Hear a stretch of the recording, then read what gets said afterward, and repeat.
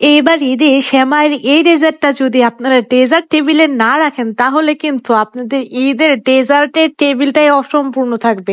এটা এত বেশি ডেলিশিয়াস, মাঝখানের ক্রিমটা জাস্ট ওয়াও লেভেলের মজা, এত টেস্টি ছিল মাঝখানের ক্রিমটা। আর মাঝের এই ক্রিমটা আমি কোনো রকম ক্রিম ছাড়াই বানাই, তারপরও এতটা বেশি ডেলিশিয়াস হয়। কিছু টেকনিক তো আমি অবশ্যই ইউজ করি, সেগুলাই আজকে আমি আপনাদের শিখিয়ে দেবো। তো প্রথমে এখানে আমি সেমাই নিয়ে নিয়েছি, আমি লাচ্ছা সেমাইগুলো নিয়েছি। এখানে আমি 1.5 প্যাকেটের মতো লাচ্ছা সেমাই নিয়েছি। সেমাইগুলোকে হালকা একটু জর্দার রঙের সাথে আমি মিশিয়ে নিয়েছি, সামান্য একটু জর্দার রঙই দিয়েছিলাম। তারপরে এখানে 4 টেবিল চামচের মতো ঘি দিয়ে ঘিয়ের সাথে খুব ভালোভাবে সেমাইগুলো মিশিয়ে নেওয়ার পর সেমাইগুলোকে এখন আমি হালকা ভেজে নেব। ভাজাটা একদমই অপশনাল, আপনি যদি চান যে সেমাইটা ভাজবেন তাহলে ভেজে নেবেন, আর যদি চান যে না ভাজবো না তাহলে না ভাজলেও চলবে। তবে আমি একটু ভেজে নিই, ভেজে নিলে এটা আমার কাছে খেতে অনেক বেশি টেস্টি লাগে। তারপর এখানে 1/2 লিটারের মতো দুধ নিয়েছি।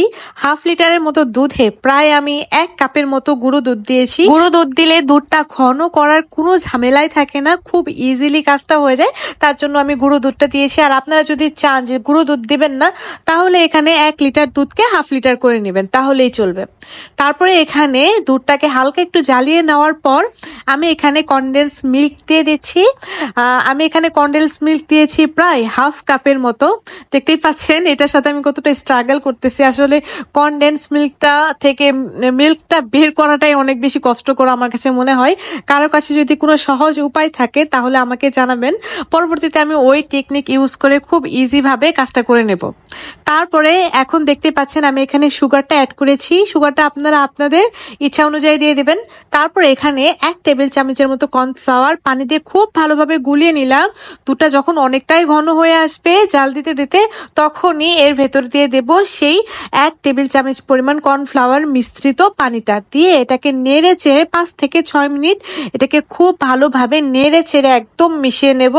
দেখতে পাচ্ছেন এটা কিন্তু কর্নফ্লাওয়ার দেওয়ার পরে অনেকটাই ঘন হয়ে আসতেছে। যখনই দেখবেন যে এরকম অনেকটাই ঘন হয়ে আসছে তখনই এটাকে নামিয়ে একটু ঠান্ডা করে নেবেন। আর এখন এটাতে আরো একটা জিনিস মেশাবো যার কারণে এটা খেতে আরো বেশি টেস্টি হয়। এখানে আমি প্রায় 1 পোয়ার মতো দুধকে খুব ভালোভাবে ছানা কাটিয়ে নিয়ে ব্লেন্ডারে ব্লেন্ড করে নিয়েছিলাম। এখানে আমার প্রায় 1/4 কাপের মতো ছানা হয়েছে। সেই ছানাটা আমি এখানে মিশিয়ে দিয়েছি। ছানাটা মেশানোর পর ক্রিমের স্বাদ একদম দ্বিগুণ হয়ে যায়। তারপর আমি একটা মোল্ডের ভেতরে সেই ভাজা সেমাইগুলোকে দিয়ে খুব ভালোভাবে চেপে চেপে দিয়েছি।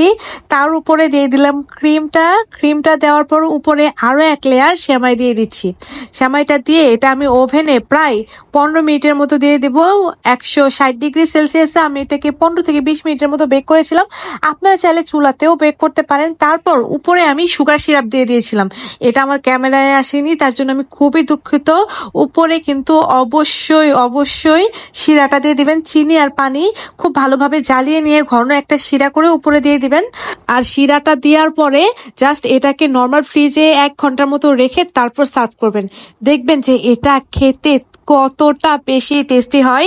এবার ঈদে এই ডেজার্টটা বাসায় একবার হলেও বানাবেন, দেখবেন যে সবাই অনেক বেশি প্রশংসা করবে। এটা এত বেশি ডেলিশিয়াস হয়, ক্রিমটার কথা কি বলবো, ক্রিমটা এত বেশি টেস্টি হয় যা বলার বাইরে। রেসিপি ভালো লাগলে সবাই রেসিপিটা শেয়ার দিয়ে আপনাদের টাইম লাইনে রেখে দিবেন। আজ তাহলে এই পর্যন্ত, দেখা হবে নেক্সট এপিসোডে। আল্লাহ হাফেজ।